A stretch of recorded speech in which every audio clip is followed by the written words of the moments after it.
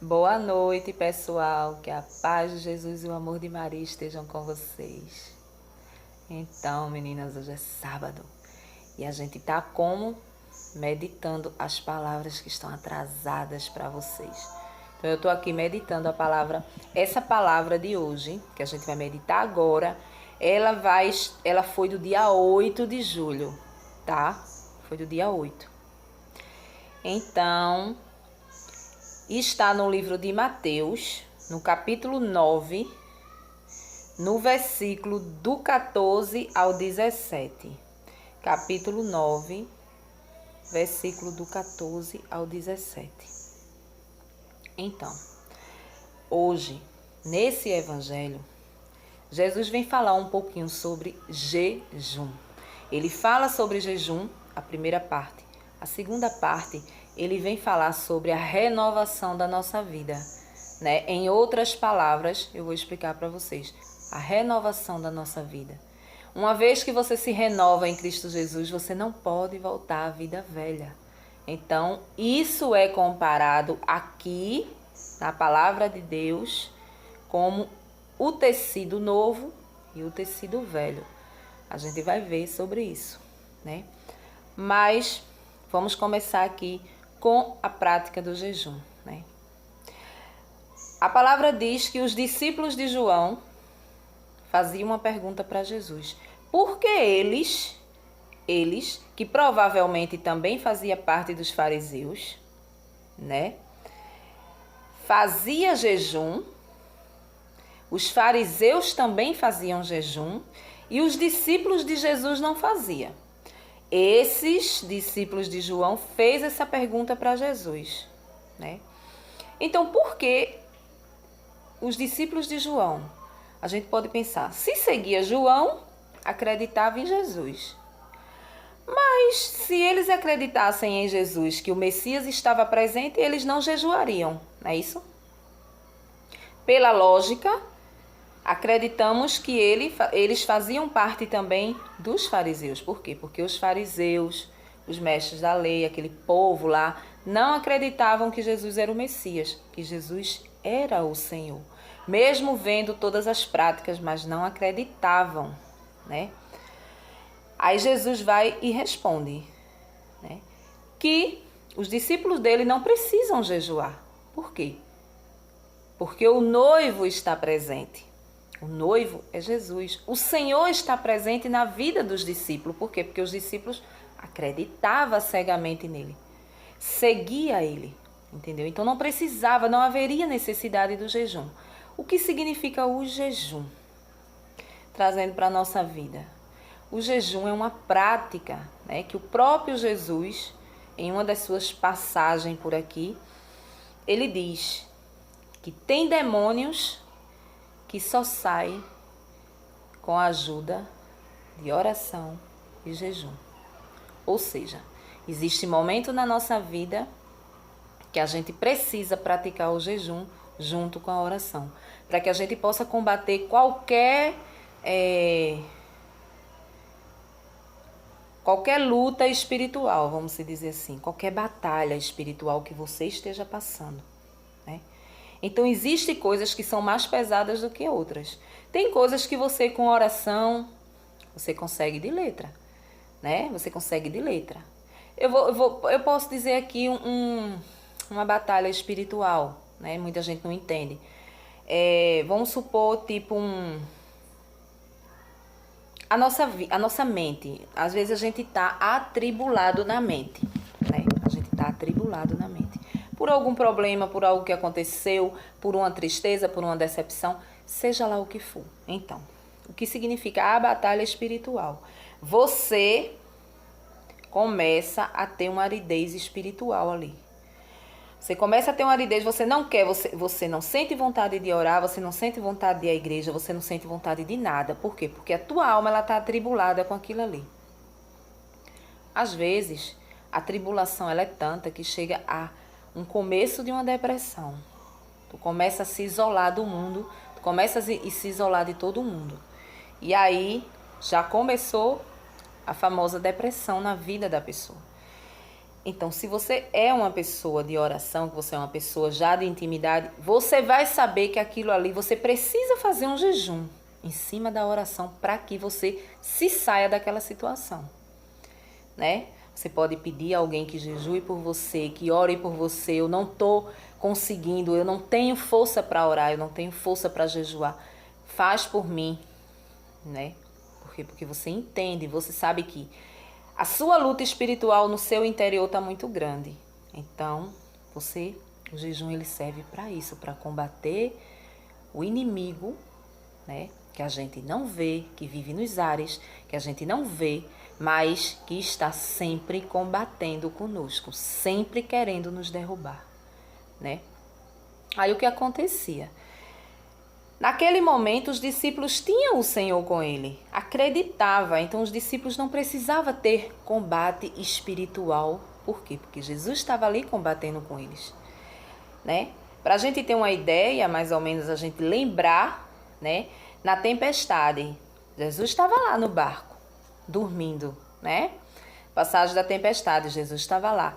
Quando a tempestade começou a invadir o barco, que começou as águas subindo, eles se apavoraram. Mas quem estava do lado? O Senhor Jesus, né? O Senhor estava ali.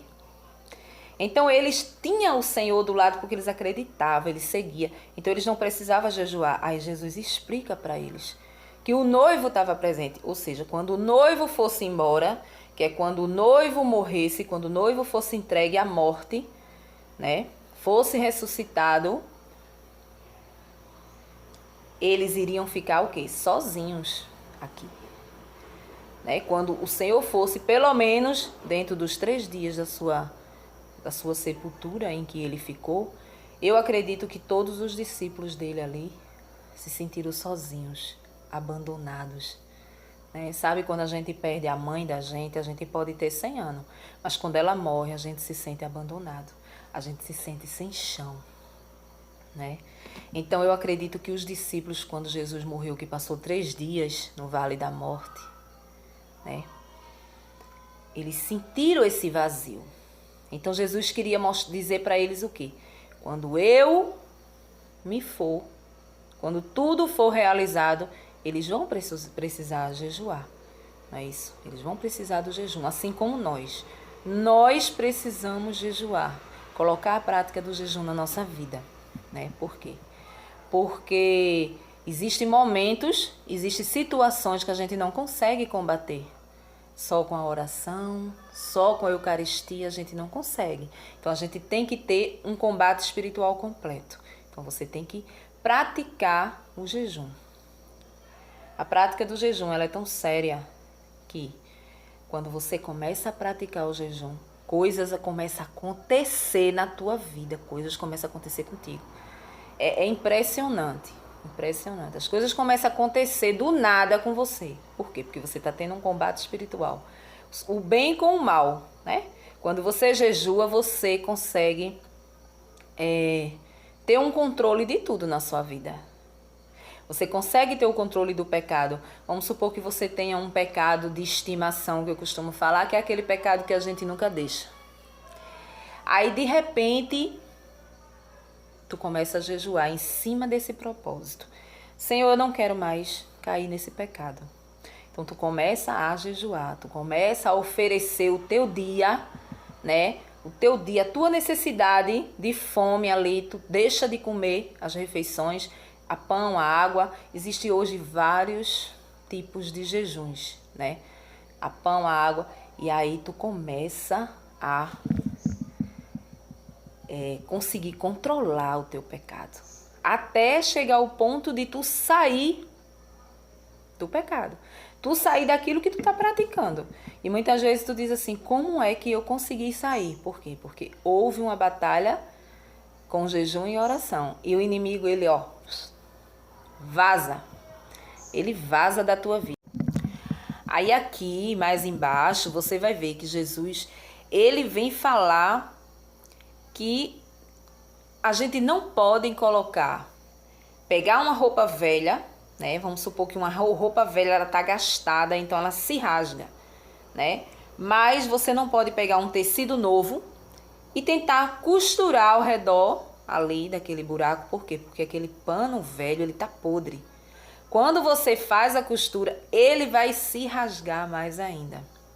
Quantas vezes nos acontece isso, né? Na prática mesmo do dia a dia, às vezes você gosta tanto de uma roupa, vamos se dizer assim, principalmente aquelas roupinhas que a gente gosta de ficar em casa, pronto. Sempre tem uma que a gente é fã, né? Pronto, ela tá se rasgando. Aí você já entrou em desespero. Ai, meu Deus do céu, meu mulambinho, né?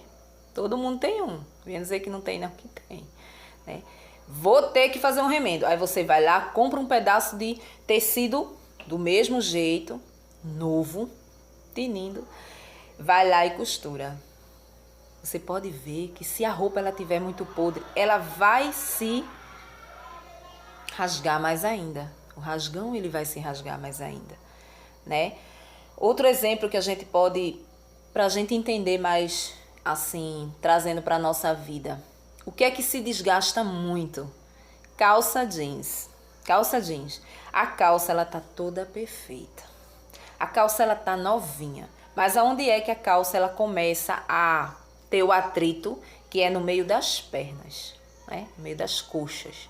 Então ali você tá andando, a calça tá ali, relando perna com perna. E ali o que é que acontece? O rasgão vai ficando fino, fino, fino. A calça tá toda podre, né? Uma semana dessa eu joguei umas 3. Por quê? Com pena. Olhava pra calça e dizia, ai, se eu pudesse fazer um emendo aqui, um emendo ali, né? Mas não pode. Quando você puxa, que você rasga para tirar aquele pedaço e você tentar fazer alguma coisa ali que dê, ela começa a se rasgar. Então Jesus vem comparar esse pano velho com esse pano novo com a nossa vida.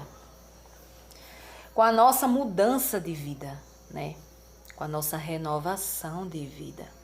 O que é que acontece quando a gente, antes da gente conhecer Jesus, antes da gente conhecer a palavra de Deus, nós somos somos pessoas velhas. Pessoas que praticavam tudo errado. Da forma que a gente achava que deveria, não é assim? Pois é. Um dia a gente encontra Jesus e aí Jesus começa com a sua palavra, com o seu Espírito Santo, lavar tudo aquilo de velho que tinha na gente. Nos renova, coloca roupas novas, roupas brancas, né? Colar no pescoço, né? Uma coroa bem linda. E a gente tá ali renovado, lutando para não cair de novo na vida velha, não é assim? Aí o que significa esse pano velho? A nossa vida velha. Aquela vida que a gente trouxe quando a gente conheceu Jesus. É aquela vida de pecado desregrado, de sexo desregrado, de drogas, de bebedeira, né? De orgias, enfim. Coisas erradas, de prostituição, de adultério. Tudo que ofende o coração de Deus que a gente praticava, né? A gente deixou de lado. É impossível uma pessoa verdadeiramente convertida não deixar de lado as práticas. Deixa porque a palavra ela acusa. Uma vez que você é convertido, você consegue se sair aos poucos daquela vida. Então, o tecido velho que Jesus fala aqui é a vida velha. Você não pode pegar um pedaço de tecido novo, colocar, remendar a sua roupa, a sua calça jeans velha. Você não pode. Por quê? Porque a calça ela vai se rasgar mais ainda. Se você começar a se misturar com pessoas que continuaram praticando aqueles pecados que você praticava, e você, por uma amizade, por um amor, né, por uma gratidão, você trazer para a sua vida essas pessoas, ou seja, você que é o tecido novo, você vai tentar costurar o tecido velho, né? E aí o tecido velho vai se rasgar todo, ou seja, você vai cair de novo na mesma vida velha que você tinha. Você vai se misturar, né? E aí o rasgão vai ser mais feio, né? Aí a palavra diz que quando você vai, né? Quando você vai, que você volta com 7 a mais demônio, né? Você foi com 7, você volta com mais, né? A palavra diz isso. Quando você se converte, você está caminhando ali na caminhada de Jesus e de repente você dá um vacilo e você se desvia e sai. Quando você volta com todos os demônios do mundo todinho. A palavra diz. Então Jesus vem nos alertar sobre isso. Não podemos nos misturar. A gente precisa vigiar. Ah, mas eu virei santo, eu não vou falar com aquela pessoa que continua no pecado? Não, de forma nenhuma. Você vai continuar falando. Uma coisa é você continuar falando, outra coisa é você trazer para a sua vida. Ah, fulana, vamos sair, né? Tu tem um amigo que é drogado, né? Tem um amigo que é drogado. Ah, fulano, vamos dar uma volta à noite? Cara, se tu já saísse daquela vida, tu vai de novo se misturar, tu não vai cair de novo? Vai cair. A mesma coisa, tu vivia na prostituição, tu vivia na vida desregrada ali, pega aqui, solta ali, pega ali de novo, solta. De repente vem uma amizade daquela época que também praticava tudo isso contigo, começa a te chamar para balada. Vamos fulano para balada e tal. O que é que tu vai encontrar? Tu vai encontrar a mesma vida velha lá, porque tu vai cair também. Por quê? Porque tu é humana, né? A gente vive sobre a graça de Deus, a gente vive sobre a misericórdia de Deus, clamando, pedindo força para não cair nas coisas erradas de antigamente. Não é assim? Então a palavra, quando fala em tecido velho e tecido novo, é a renovação da nossa vida. Uma vez que você teve a vida velha, deixe-a para trás. Deixe-a para trás. Siga sempre em frente, entendeu? Isso não te impede de você fazer um favor para aquela pessoa, você continuar gostando da pessoa, né? Mas você, não, fulano, eu não vou. Não vou porque não me cabe mais, eu não vou porque, entendeu? Eu não me sinto mais bem ali. E você vai orar por aquela pessoa para que aquela pessoa saia dali, né? Mas a palavra diz. E mais embaixo a palavra também vem fazer outra comparação, né? Que é a mistura. Né? Que você não pode colocar vinho novo em odres velhas, né? Que é odres? Aquelas botijas, né? Aquelas coisas de madeira que colocavam o vinho, né? Então, se aquilo ali está muito velho, você coloca o vinho novo ali, eles vão estourar, eles não vão suportar, entendeu? Eles não vão suportar, então eles vão estourar. Você não pode misturar o novo com o velho. Se um dia você se renovou, por pouco que você tenha se renovado na vida, que a gente não é perfeito, né? A gente se renova, a gente pode se renovar 50%, 60%, 70%, mas sempre tem os porcento para frente para a gente se renovar. A gente nunca se renova totalmente. Não permita voltar para os porcos, voltar para a lama, de onde você saiu. Não se permita. Então Jesus diz, não tente fazer isso porque você vai cair, né? Não tente fazer isso porque você vai cair. E aí a palavra hoje vem falar sobre isso, para nos alertar. Ele vem nos alertar. Faça um exame de consciência na sua vida. Veja de onde você saiu, o que você praticava antigamente, o que você ganhou de bom quando você encontrou Jesus, quando você pratica as coisas que Jesus quer, não é? Pelo menos você tenta fazer isso. Não tente se misturar, não é porque você é melhor do que aquela pessoa que está lá. A única diferença é que você encontrou Jesus primeiro. E você entende a palavra primeiro. A diferença é que você está querendo encontrar o Senhor, encontrar a vida eterna primeiro do que aquela pessoa que está ali. Mas não pense que o pecado dela é diferente do seu, não. Sempre lembrando que eu estou na caminhada, mas eu sou pecador igual ela. Sou pecador igual ele. Ele está nas drogas, eu não estou mais não. Mas eu tenho meu coração podre com o irmão. Eu não dou uma esmola, eu não faço nada disso. Então meu pecado é igual ao dele. Né? Eu tenho uma irmãzinha ali que rouba. Pronto. A irmãzinha rouba. Pronto.